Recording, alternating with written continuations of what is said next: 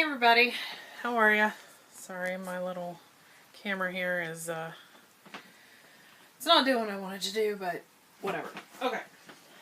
I am using my pressure cooker, my Pampered Chef Quick Cooker, to make a dessert today. Apple Dumplings. And so I thought I would show you how to do that real quick since I have a bunch of pressure cooking classes coming up. This is one of the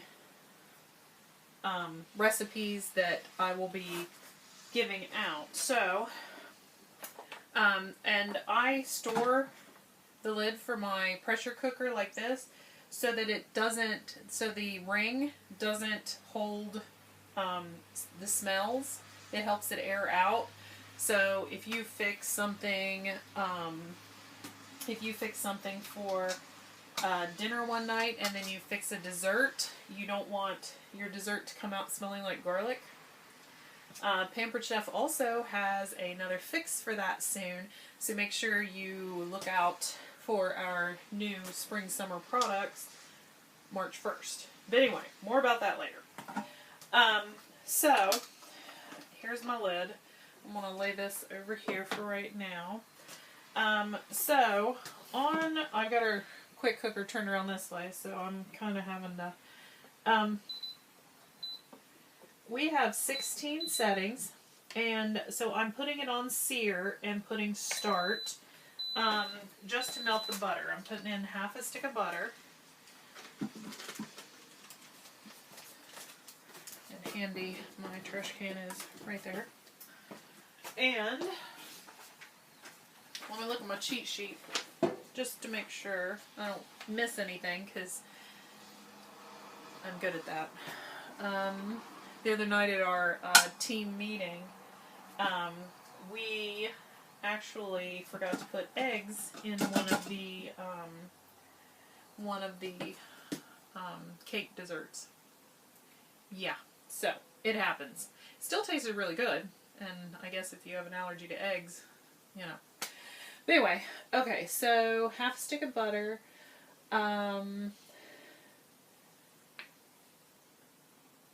Yep. So we're going to, alright. So that is in there. Now I used our apple core, and I cored and sliced one apple and then peeled it. Granny Smith apples are always best when you're doing any type of baking. They're a little denser and they will last through the cooking process a little better. As soon as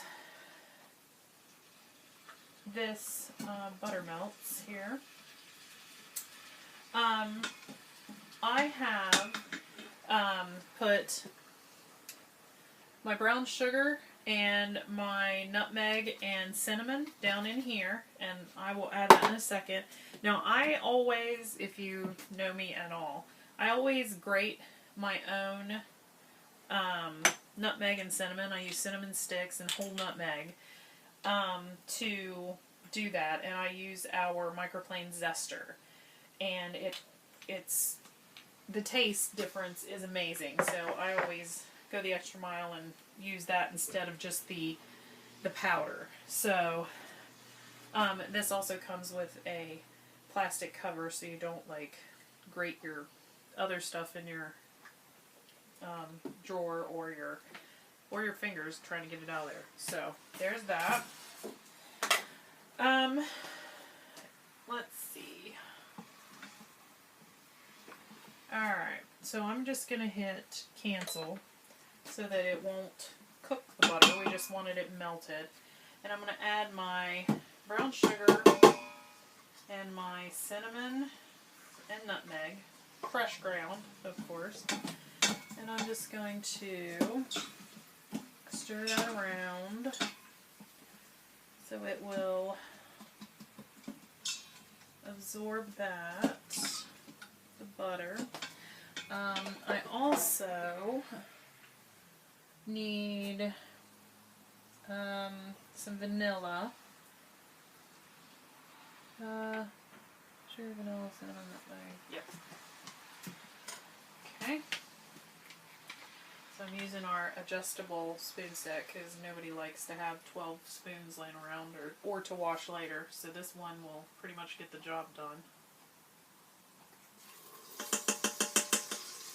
Okay. Our vanilla.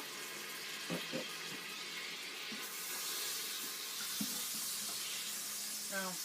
And when you stir the inner pot, it turns. So I always use one of our microwave oven grips to hold on to it so I don't burn myself and I can stir without the whole pot going around and defeating the purpose.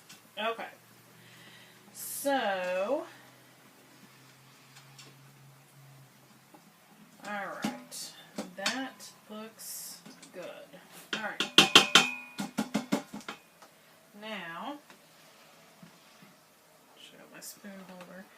So, like I said earlier, I cored and chopped up one apple, and then I took 1 can of cinnamon rolls, and I did 2 apples, because when we did this the other night at the director meeting, there wasn't enough apple in it. It seems like it dissolved, so I cored actually 2 apples, a larger one and a little bit smaller one, and I put a large piece and a small piece in each crescent roll. And then I just wrapped them up, just folded them up in the crescent roll. That's all I've done. So now, let me show you what this looks like.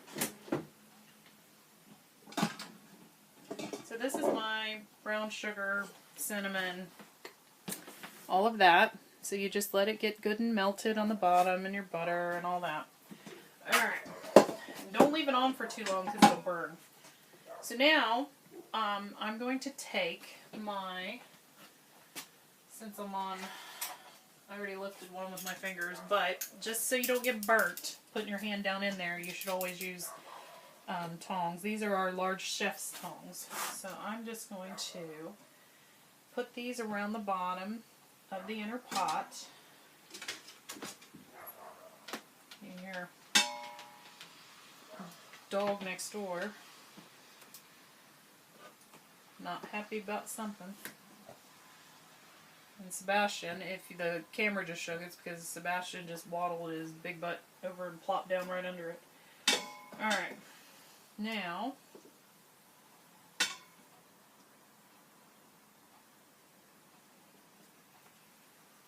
alright, so there. Now, this only makes 8, which for a family dessert is fine. If you need to make more, I am honestly debating trying this. What I'm thinking I could do, and I may not be able to. Where's my, oh, here it is. Here it is, here it is, here it is. I am thinking of using our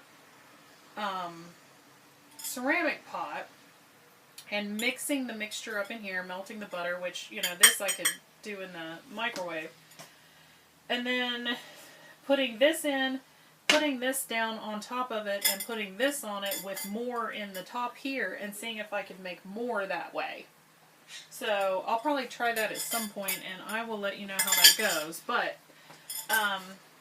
the 8 of these is more than enough for like a family dinner.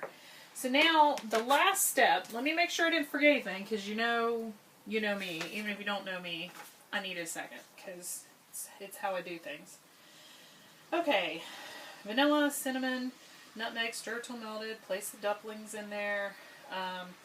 And now it wants me to pour the apple juice around the sides so it goes down in there. Don't pour it over, do not pour it over top. So what I did was I measured 3/4 cup in one of our little silicone prep bowls, and I can squeeze it. I can squeeze it and control more where I pour it, and it's got the little spout. So that's what I'm going to do. Here we go.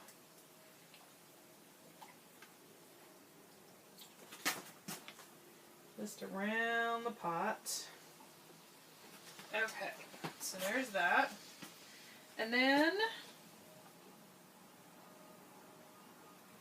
yep. So, that's all we need to do. Now, let me show you what this looks like with my little microwave grips here, just so you can see. And I'll try to tilt it so you can see it without getting it on top of. But anyway, so I've poured the apple juice around it. So now I am going to put my lid on. No. Sorry. It's turned, so I'm all backwards. So anyway, I'm turning the lid, putting it on. I'm making sure that my button is flush and that this is turned the right way so the steam doesn't. And then I'm going to select custom 10 minutes. Now, this is going to take longer than, sorry, I'm like, custom. It's all backwards. I usually have it turned the other way. So now I'm like, dirt. And then I'm going to adjust the time down to 10 minutes. And start. So, it's going to take longer than 10 minutes to just come up to pressure. But once it does, it'll cook for 10 minutes.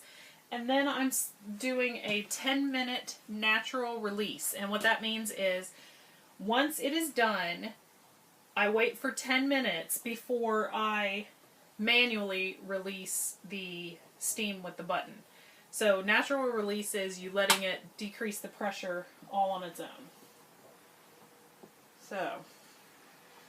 So on ours, the little circles going around and around and around shows you that it's thinking, it's doing its thing, it's building pressure. So, like I said, it's going to hit, once it builds the pressure up, it'll hit 10 minutes. It'll count down that 10 minutes that it's cooking, and then as soon as it's done, the quick cooker will start counting up.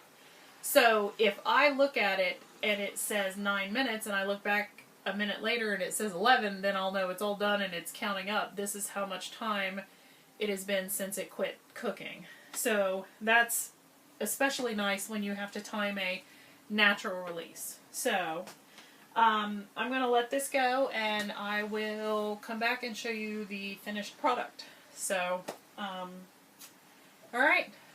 Thanks, guys. Bye.